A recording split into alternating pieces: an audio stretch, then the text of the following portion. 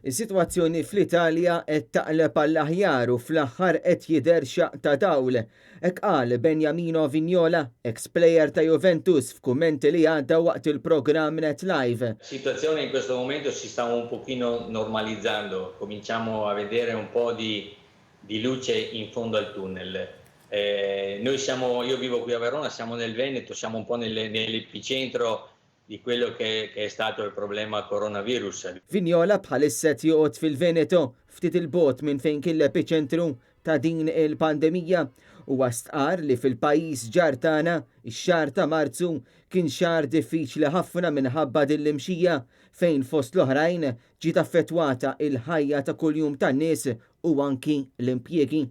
Tutto il mese di marzo è stato per noi un mese molto restrittivo, quindi anche dal punto di vista del lavoro è un problema molto serio e molto grave dal punto di vista economico. Qal li l-Gvern Taljan wiegħed li se jgħin lil ħaddiema u lil dawk kollha affettwati mill-COVID-19.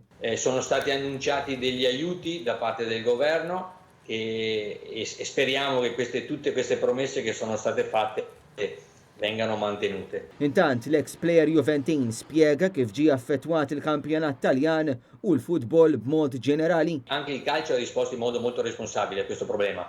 Si sono fermati tutti e credo che era la cosa più importante da fare.